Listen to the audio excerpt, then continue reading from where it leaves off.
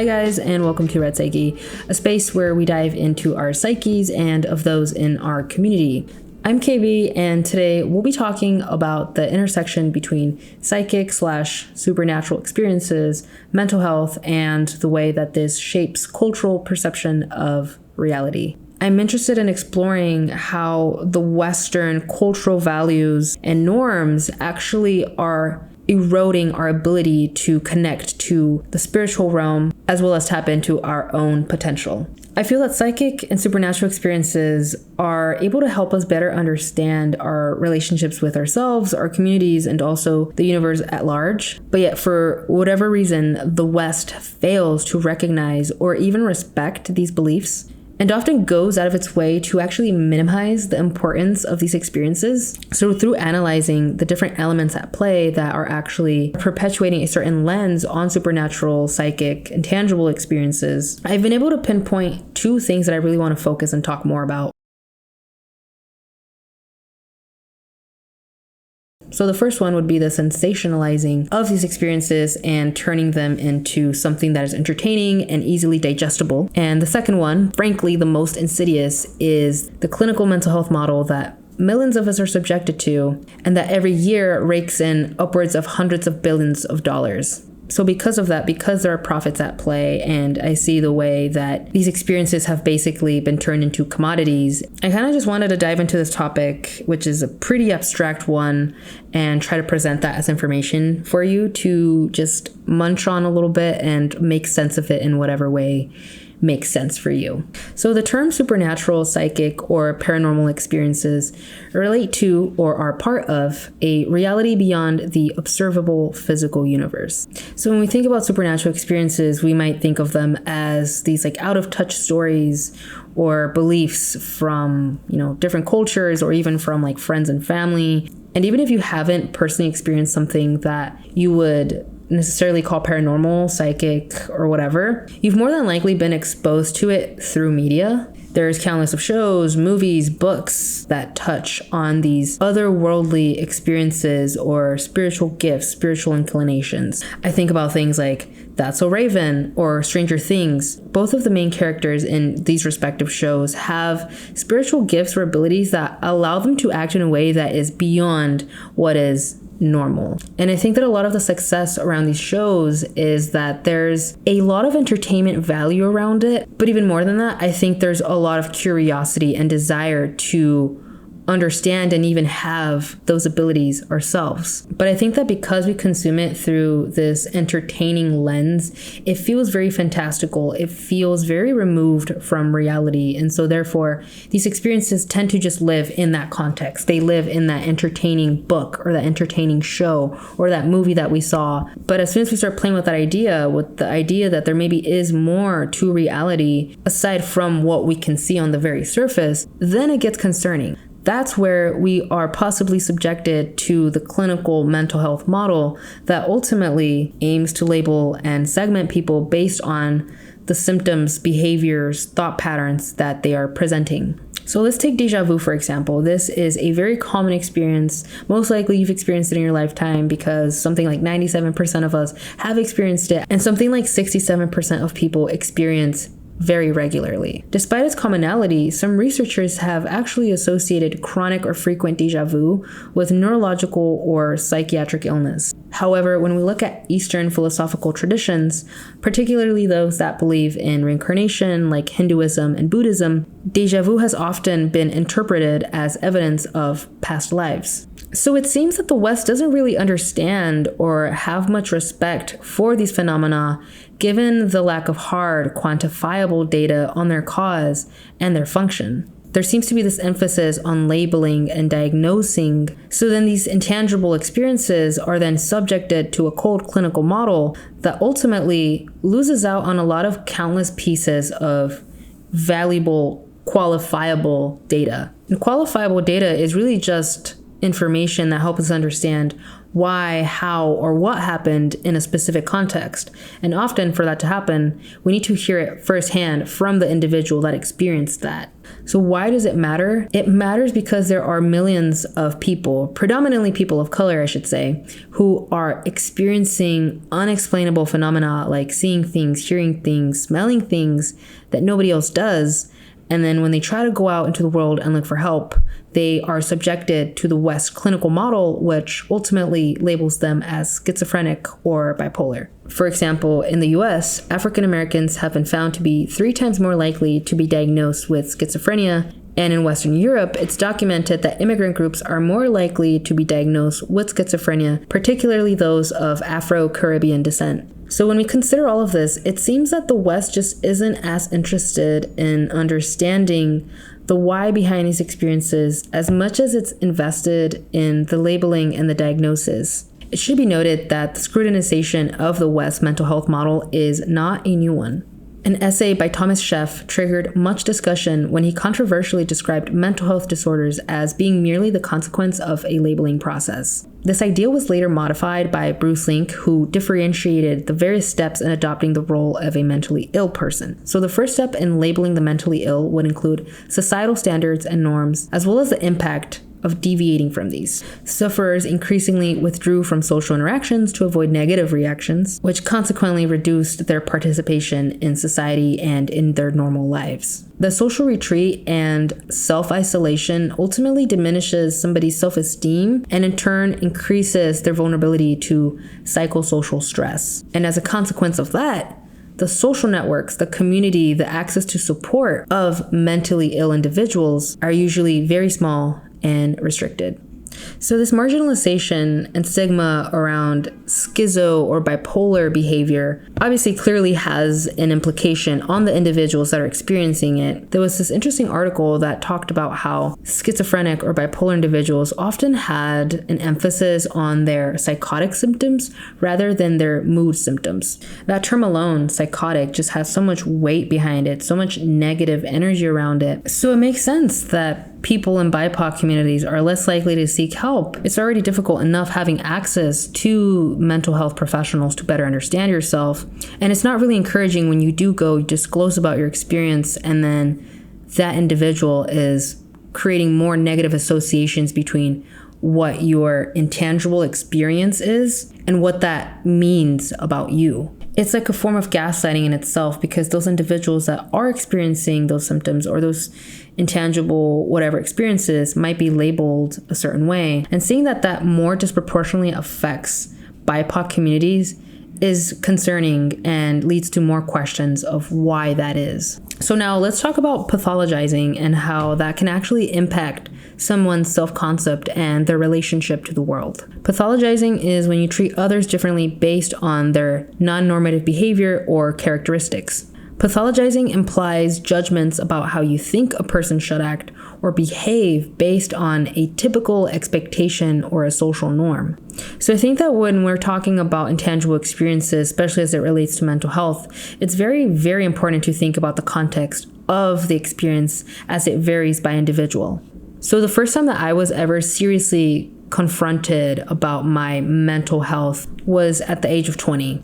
I was diagnosed with complex PTSD as well as bipolar 2. I was experiencing concerning behavior and I didn't really know what to make of it. Some of these experiences looked like having visions and dreams that later went on to actually fulfill themselves. Out-of-body experiences, things like astral projection. And I also became very aware of synchronicities in my day-to-day life that really just felt like signs from the universe. Now, obviously, there was a lot of confusion and shame around these experiences, and it made me feel even worse when therapists went as far as to call me delusional. And because I didn't have a support system or other people who would experience these things, I really held on to this label of bipolar and traumatized. I found myself nearly believing that a lot of the things that I was feeling and seeing came from a place of literally starting to lose my mind. There already was a history of bipolar and schizoaffective disorders in my family. So it was very close to home. I already had a very close family member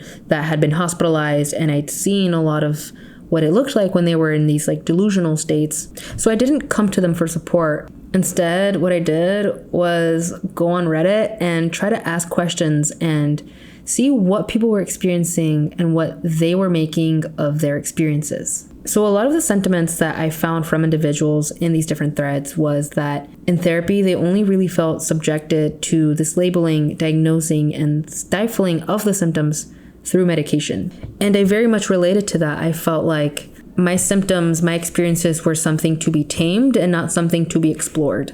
And it felt like the only way that I would be able to cope in this highly individualized, capitalist society, I had to be on medication pretty much for the rest of my life to not have these psychotic symptoms. It was really nice though to hear from other people what their experience was like and kind of how they arrived at a conclusion for themselves that actually was better for their self-esteem and their self-concept. I think the less that I started identifying with that bipolar, schizophrenic, schizoaffective, whatever label, it kind of like released me from the weight of that label. It really helped me just make sense of it in my own way and cope with it in a way that felt better to me, because it ultimately didn't feel like I was harming anybody by trying to explore these intangible experiences and honoring that maybe there was some value there. Honoring this connection to this intangible energy, life source, if you will, was actually the thing that saved my life. Those first 6 months in therapy, I just had so much shame about the diagnosis that I felt very limited about my life. These clairsentient experiences, these sixth senses, if you will, they didn't stop or leave me alone. The more that I medicated, if anything, I feel like it felt worse. So I felt this pull to keep exploring and just accept that what I was experiencing was just what I was experiencing. And even if nobody else could see it the way that I saw it, it didn't take away from that value. So I started looking more into the documented history of mental health in the West as well as in non-Western cultures.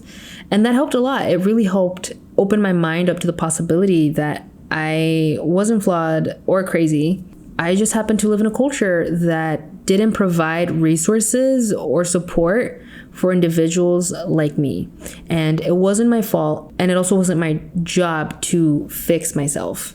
So because I chose to understand myself and these intangible experiences outside of a traditional clinical American mental health model, I feel like I was able to foster a more genuine connection with myself and the world. And this has allowed me to really heal a lot of these deep-rooted negative beliefs about myself, a lot of this deep-rooted shame that I carried through much of my life and that I think perpetuated a lot of these symptoms. I truly felt a lot more supported and seen when I looked at these intangible spiritual experiences from a non-Western perspective. I felt like it really wasn't me alone who was experiencing these things, and it wasn't coming from a place of being broken or mentally ill. It really was one perspective of looking at it and another perspective of looking at it, which has a hefty history of documenting these experiences. So I feel like by looking at intangible experiences, spiritual, paranormal experiences from more of a neutral place, I was able to explore and play with it from a more curious perspective. And that really injected life with a lot more fun. And that alone, that ability to play with reality and kind of bend it in a way made me realize that reality really is the reality that the dominant culture has decided it is. So if a Western culture decides that these experiences are the consequence of mental illness, and you ingrain that in enough people, enough times, for enough time, they'll start believing that.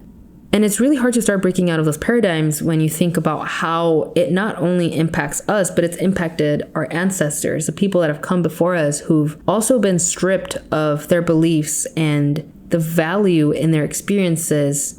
I think it's important to talk about the value in sharing the experiences. I feel like for me, I was so insulated in what I thought would happen if I went out and talked to people about these experiences, that I feel like I suffered a lot longer than I really should have. I wanted to bring my friend Maddie on because she has a very interesting sixth sense that just hearing her talk about it and hearing her disclose more about the way that it's impacted her life, it feels very real. There's no denying that this is an experience that clearly has shaped Maddie's reality. And so I want to explore that more with her and share that with you.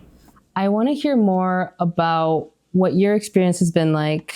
If you want to talk more about what your family's experience has been like, what the history with that is. Well, for me personally, or for my family, I should say is, it always kind of started with my mom. My mom's always been very sensitive to, I guess energies or just, that realm, if you will. Yeah. I would specify it as energy, but she did tell me she played with a Ouija board, which I feel like Oh, we've all been told the Ouija board, don't don't fuck do with it's gonna that. open a Don't. portal. Don't fuck with it. Like it's gonna open a portal. You just don't do it. And it's scarred me for life. I've never touched it. I never plan to touch it. But my mom has when she was like Yeah. a teenager. And to my knowledge, she's had some shit follow her throughout the years. And Dude. I don't know if it's something, perhaps she didn't like close it out properly or whatever the case may be. But I know that she played with it and there were some consequences. And, ever since then, she's always told me and my sisters, don't mess with it. It's a portal. It's, Yeah. it's, it's only bad stuff that's going to happen. And so I'm like, okay, cool. Interesting. Now I know to never touch it. And, even before then, or I guess like I said, she would always be very sensitive to people's energies.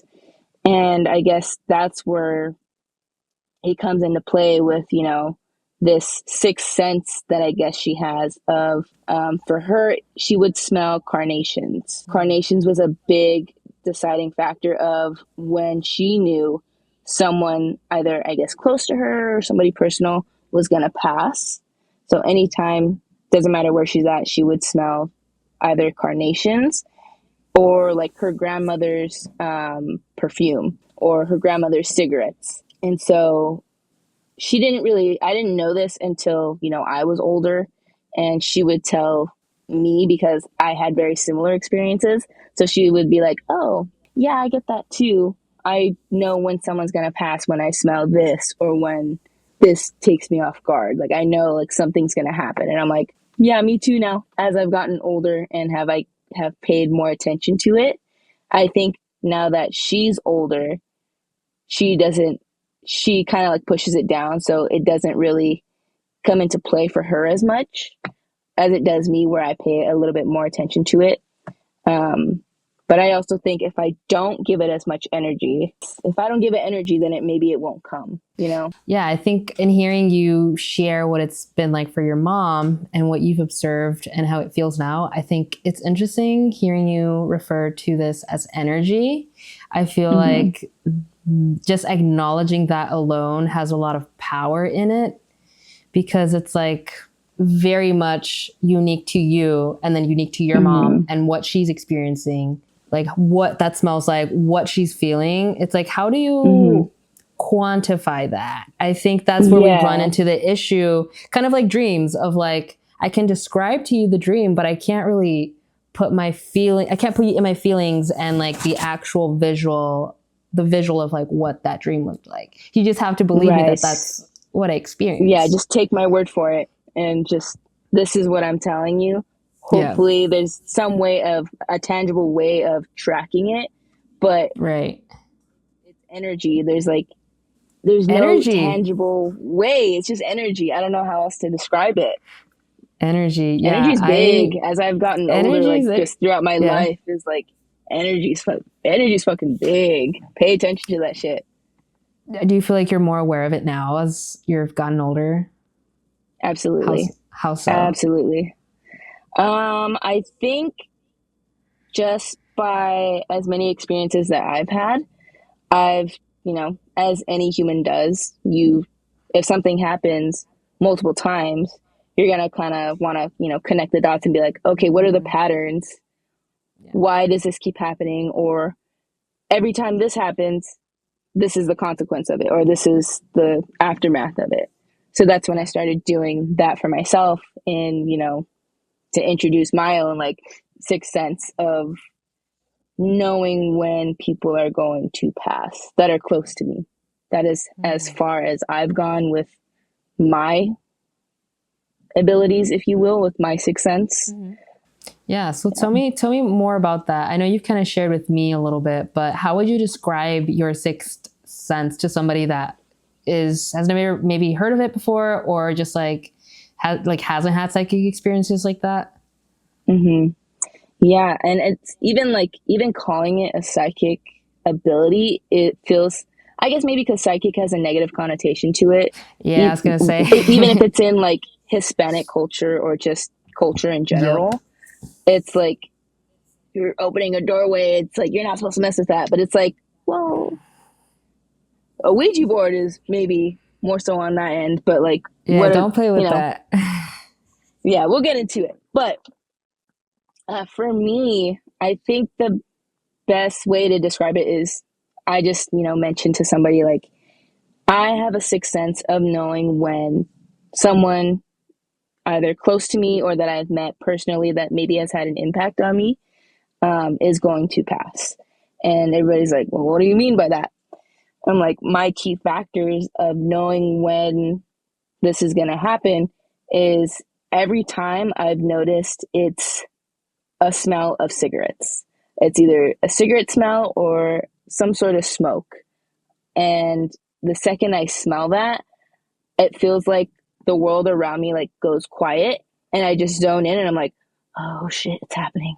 I'm like, it's happening. And then I look around, I'm Dude. like, does anybody else smell that? Like I've had people around me at the time be like, dude, are you okay?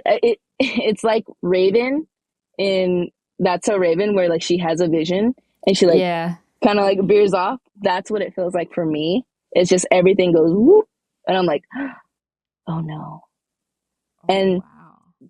the interesting part is whenever it does happen and I smell that scent, it feels very comforting for me to smell it because my grandma is a really big smoker on my dad's side. And so usually it's either the cigarettes that she smokes, which is interesting. And she's still here today. She's still with us. She's still chain smoking in the backyard.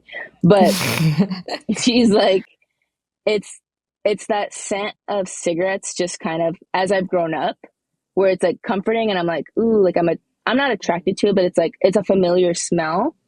And I'm like, ooh, okay, like I smell it. And then I'm like, I go back to reality and I'm like, oh shit, this isn't the smell that I want to smell right now. And then usually when that happens, I make note of it either in my iPhone notes or I've written it down on post-it notes, and I've shared those with you at one point where I was like, okay, date, Yeah. time, exactly where I'm at, exactly what I smelled. Like I'm on the third floor of this building. There's no windows, there's no nothing. Like you can't smoke in this building or anywhere near it. Like it's not possible to smell what I smell. So that's how I know to like um kind of just factor out anything that could be a possibility of like, oh, it's actually just somebody smoking, you know. So I have to Hmm. every time I smell it, I'm like, I hope I'm not right, but I'm gonna write it down anyway and just kind of pay attention to my surroundings for the next what's been 2 weeks, and then something happens or I get a phone call or I see somebody post something on Instagram and I'm like, Hmm. fuck, dude. I'm like, no. I'm Fuck. like, I was right, but I'm like, I didn't want to be right, you know? It's a Yeah. weird feeling. It's a really weird feeling. For me, I think in my head, I'm like, okay, like, who around me that I know is potentially sick or has been going Yeah. through something that maybe could have taken a turn for the worse, or it's just the the blessing in disguise, I guess, is that I don't know who it is. I just know it's somebody close to me. And Ugh. some things that I've noticed is the stronger the scent, the stronger the scent of like that cigarette smell or just that smoke smell, the closer I am to the person. And I'm like, I don't like this. It's a little Wow. scary because I'm like, I don't know, like, who's it gonna be? Like, I have no clue. Hearing that, because I was very interested, I'd never heard anybody describe it how you do. But then I went online and I did like more research on it. I was like, what does it mean when you like smell things? And like, surprisingly, there was a lot of people that report similar experiences of like Mm-hmm. smelling like something that's burnt, like burnt toast, or just like strong odors. Like Yeah, there was this one person on Reddit that was talking about how they can literally smell like death on people. Like they can smell when somebody's that's about to pass away. crazy. Like they smell different. I don't know. Like there's just like a lot of people responding to these like, hey, like what does this mean? Like people just online asking like, what's this? People are like, oh, you're Yeah. just like having like hallucinations. Like basically being like, you're crazy. You're just like losing Yeah. your mind. So when I see shit like that, I'm just like, I don't know, like it makes me more curious because I know earlier you mentioned even just calling it like a psychic ability, you don't really know how Mm-hmm. you feel about that. So I'm curious kind of what responses you've gotten from sharing with people, or if you're a little reserved about sharing with people. You know, I really, for one, I keep my circle very small, just in general. And I really only tell this to people that I feel very comfortable with and then that I know like isn't gonna bash me for it or they're just gonna be there to listen, you know? Right. And in a set like luckily I have stuff to like back me up to be like this isn't like just something that happens. Like I have proof. And then that's when I tell people, you know, oh like I have this, you know, ability or like whatever.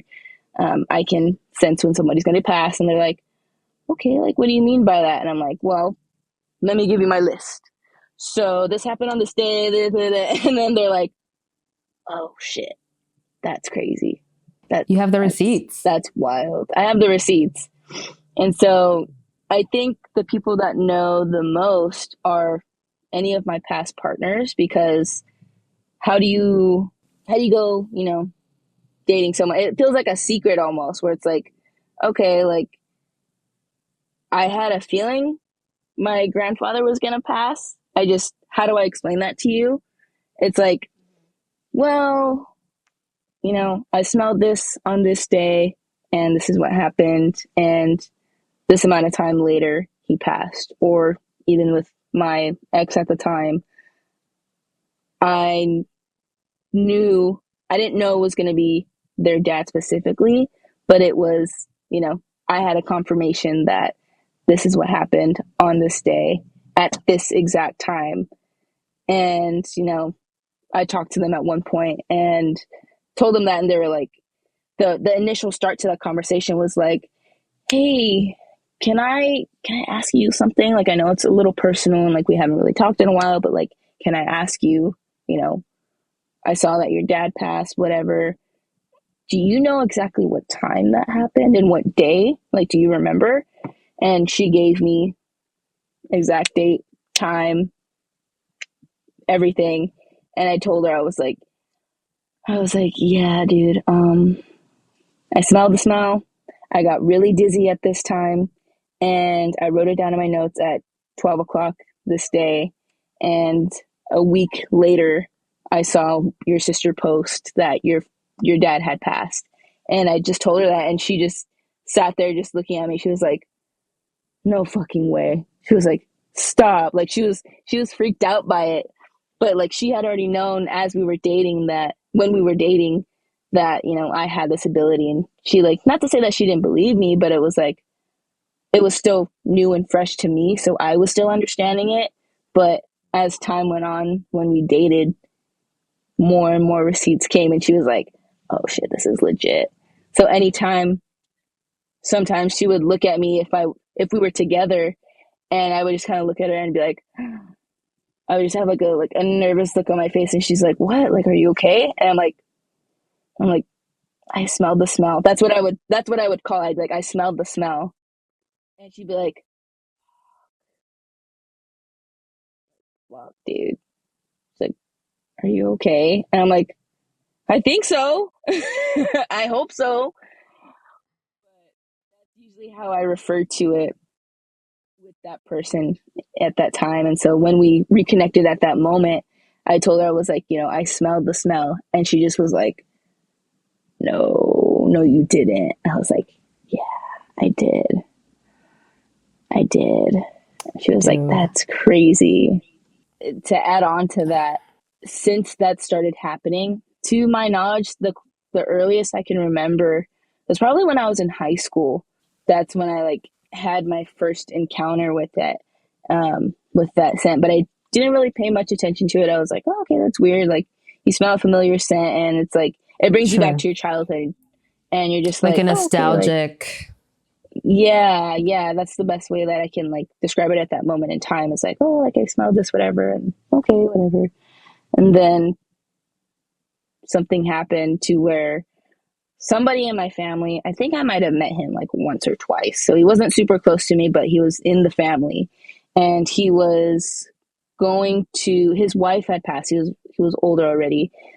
His wife had passed, and he would always go to the cemetery and put flowers on her grave, and for her birthday or Mother's Day or whatever it was. And one day he was walking to the flower store across the street, and tragically, somebody did a hit and run and hit him, and he passed on impact. And that was like the first thing that like happened to my knowledge. You I had smelled the this like, smell, and this yeah. person was within our family that I had met just recently, and he Wow. passed on the way to get flowers for his deceased wife, and it took him That's along with it, which is horrible. like crazy, really crazy.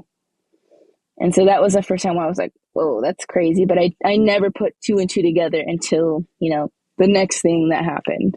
And I was like, okay, this is like a reoccurring pattern. But at the time, because I wasn't paying much attention to it, it was when I was in high school. And then maybe when I was like 20 years old, that's when the next time that I paid attention to it and was like, hmm, this is interesting. That's when I really started to like put more energy into it.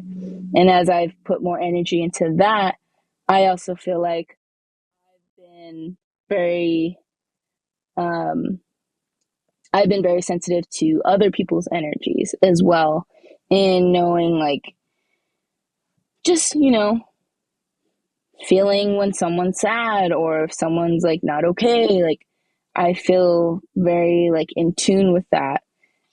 And it kind of takes a toll on me where like my social battery over the years is like doesn't refill as fast, because to me I think it's that I've just I I don't know if it's like I latch onto these people and I can just feel what they're feeling and it drains me, and I'm like, okay, I just need like time to recharge, or it's like I don't know what it is, but I'm very sensitive to people's energies. I relate to that. I feel like I don't know what the connection is between being a sensitive person and having like Mm, access to like different senses, but there's definitely a mm-hmm. connection there. Like this Yeah. intuitive ability to tap into energy without even really like wanting to necessarily, based off of what your family's also experienced. Like you kind of just inherited this built into you. Like the more energy you put into it, it's kind of like training this muscle per se to like first like recognize it and then kind of like work with that energy. Not only is it just my mom that's very sensitive, it's me, it's my two other sisters that are very sensitive to it as well in their own ways. Um, my sister that just moved home, I would tell her, because she would understand, and I would be like, yeah, dude, like this is what happened. Like I knew when so and so was gonna pass. Like this is what happened. And she's like, I get it. She's like, I have my own thing too. I'm very sensitive too. And I'm like, that's kind of crazy. Like that's possible. That's And for extremely me, crazy. right? And for me to hear that is like, okay, like, agree. I could totally just be like, I want nothing to do with this. Like, this is too much on me. But I'm Yeah. also curious and a little scared sometimes because I do want to, like, not that I want to see how far I can take it, but if it's something that I can strengthen, let me see where I can go with it. Let me see if it's something that maybe I can control or something that I can get more information off of. Maybe it's something I can put a face to or put a name to eventually, you know? Like I can very much relate. Like in my family growing up, I heard a lot of, you know, just like these things. Like my mom, she's very like, yes, there's like these conversations that we would have that I remember from like a very young age, but there was also that conversation of like, oh, it's bad. Like you shouldn't play with that. You shouldn't pay attention to it. And so like I would hear the stories, but it kind of to me was like, I just shouldn't play with it. So then I thought, oh, it's dumb. Like there's like, I didn't have any personal experience of like psychic things, supernatural things until I was like 20. And I think that for me, it was like after I had like a spiritual awakening for me, like I was not spiritual at all. Like I was very, very like logical, very much like there's no science behind it. It doesn't make any sense. Like I know I hear my mom talk about it, my family talk about it. I just thought it was like a fun story to like play around with and be like, okay, like, yeah, like maybe you experienced that, but like, I don't know what that is about. I haven't experienced it. And then I was like 20. This was like after I had an ego death on mushrooms. And I just remember experiencing really, really odd things in this new place that I moved to. It was actually like my cousin's house. I was living with my cousins and there was rumors that it was haunted. This house was haunted for a while. In the past, I had felt things in that house. But again, I didn't want to acknowledge it because I thought, oh, that's dumb. Like logically, I'm probably just making things up because it's dark in here and like I'm away from home and I'm a kid, you know? It wasn't until I moved into my cousin's room. Something about that room and also something about my emotional state, they were both like working together because I started experiencing very odd dreams. I started hearing things and for a while I thought, oh, maybe I'm like developing some sort of like mental illness or like my mental illness is getting worse because at that point, like I wasn't medicated. I had been diagnosed with like bipolar and like, I know that my brother has dealt with like things. So I thought, oh fuck, like maybe I need to go get checked. But the more that I like opened up to my cousin about it and like I shared these things with my mom and my aunt, they were like, nah, bro, like we've been telling you there's like something going on like in our family.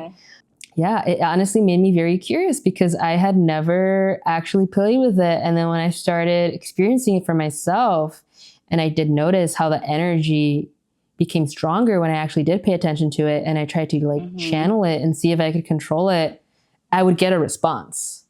I wasn't just in my room alone making things up. Like there was a shift in the energy. That room was always fucking cold. I would have the worst dreams. I sometimes like I would get in my car and I would feel like there was somebody in the car with me. So it's like, what is that? Like, why am I experiencing these things? Like these are things that my family has documented. And it isn't until I actually put energy into it that I'm experiencing it.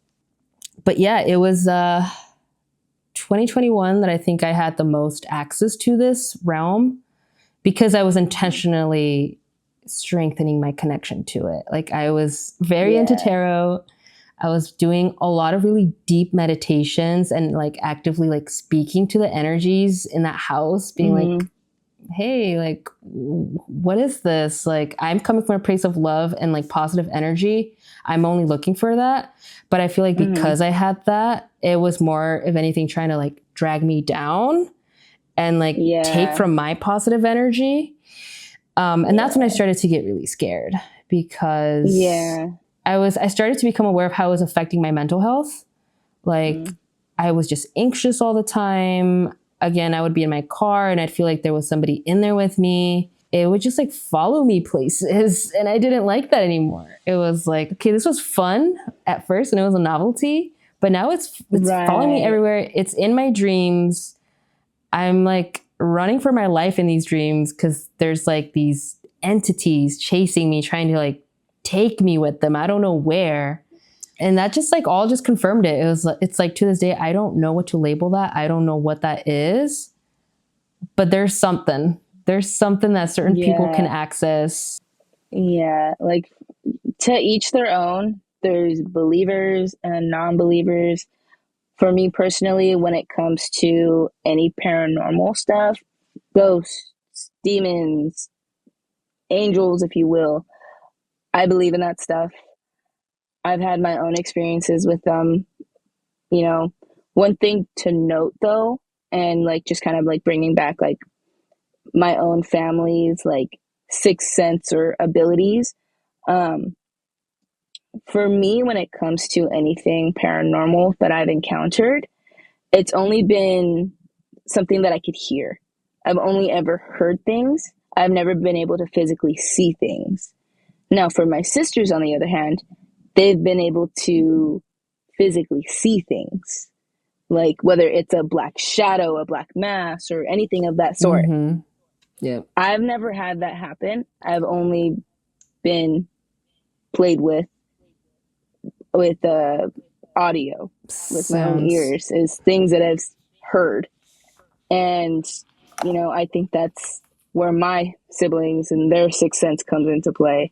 But, you know, it's just, there's so many different things. There's so many different parts to it where it's like, and when talking to one another and, you know, sharing these experiences, it's like, it's easy to like pinpoint and be like, okay, that makes sense. Like we can be on the same level with that, you know? Yeah. So it's interesting having conversations with other people whose families have those experiences. But yeah, thank you so much for diving more into that conversation with me. I really appreciate you just like opening up and sharing about yourself and your family. Yeah, it's important to talk about it and try to destigmatize it. Yeah, I think that's usually what seems like it's coming from a closed-minded point of view, or just out of fear, honestly, and understandably so, you know, because how are you going to let something in to your own little bubble if you don't understand it? You know, you're going to potentially be afraid of it, but it's like up to you if you want to, you know, educate yourself and like dive a little bit into it and see. Try to learn about it and not give it a negative connotation. In having that conversation with Maddie, where we talked more about her experience and also the importance of sharing a community, that then led me to think about what the real world implications are if we continue to not do this. So as it relates to the implications of the mental health model, I think it's important to highlight the social exclusion and prejudices that come with such a model. The pathologizing and the medicating of individuals, it doesn't allow individuals to really explore the cause or the purpose of that experience. Additionally, we are distancing ourselves from creative energy because it feels like these experiences are only something to control rather than an opportunity to explore. For example, when we talk about intuition, this isn't something that is taught to us. It's not something that we learn in school or even really talk about in community. But how many times can you point to situations where you intuitively felt something or knew something and acted on it, and it actually worked for your greater benefit? For me, when I first started learning how to navigate my intuition, it was a very, very intense internal battle where I felt like I was losing my mind, but at the same time, I felt like I had to lose my sense of self and my rigid way of looking at reality in order for me to actually align with a life that was more fulfilling, even if on the outside it looked like I was in some sort of like psychosis state. I do have a video up where I talk about that more, and I will link that either down below or somewhere here if you're interested in hearing more about what that journey looked like and what I learned from it. I think the biggest thing that I've learned through honoring these intangible experiences and these intangible gifts is being able to live out of my creative impulses and allowing that to be the teacher. I say that because I think that we often forget that our very existence is literally a miracle, and that life is a lot more mysterious than we can even fathom. When we live out of such a mechanical, mundane way of looking at the world, life feels like it just loses its luster. It's like we're constantly blocking out these magical bits and pieces of reality because it's not really real. It's not really pertinent to the daily tasks, to what we need to survive in this capitalist, highly industrialized society. And I think that even allowing ourselves to explore that can be terrifying or even feel unnecessary, because most of us are just concerned with the demands and the needs of this current reality. And this current reality is a very demanding, stressful one. In this reality, we're living in a highly industrialized society where there's a housing crisis nationwide, and anxiety and depression rates are through the roof, as well as burnout rates. But that rigid way of thinking is part of the thing that is keeping us. But that rigid way of thinking and looking at things through the survival mindset, this logical mindset, is the thing that is perpetuating that system. It doesn't benefit these greater power structures to teach us how to tap into our intuitive gifts and our sixth sense and abilities, because then we're going to learn how to look outside of that paradigm. We're going to learn how to peek under and around and decide for ourselves that maybe those systems don't work, and that maybe we're able to imagine something better. The simple fact that there is such imbalance and disharmony in most of our realities begs the question of whether or not we're meant to live this way. So when we look at the reality that most of us live in, it makes sense why there's so much fear and apprehension around anything that isn't that grounded reality. We aren't taught how to engage with that energy, how to understand these intuitive abilities. And so then it's easier for those power structures to label and segment us, to tell us that we're just schizophrenic or that we're just bipolar, and that we should just take medication so that we're able to function in that society. And I think that that's just such a half-assed approach to looking at such a complex human experience. If you think about it, that system is just working so perfectly, right? It's like keeping us entertained on one end, and on another end, it's shaming us and diagnosing us and stifling those symptoms. And then we perpetuate that through the conversations that we have with ourselves and through the conversations that we have in community with others. So with all of that said, I don't really have answers. I don't really know what's going to happen. I just have a lot of curiosity around this subject because I can see the patterns. I can see the way that it has influenced my life and the way that it's influenced many people's lives. I just want to present that information, and I want to start a conversation around that, and also provide a space for people to feel validated if they've had those experiences. I do wonder a lot about how the mental health field will be shaped over time, and also just what science will support over time, because I really do feel that there's a lot that we can't really observe with the current technology that we have, and we could only really vouch for from an anecdotal perspective, which there's a lot to think about and ponder and digest. With this episode, I really only touched the surface, like barely scraped the surface. I'll definitely be touching more on this in future episodes because there's so much to go into for every single point and to observe from different lenses. So for now, we're going to leave it there, and I'll see you guys in the next one.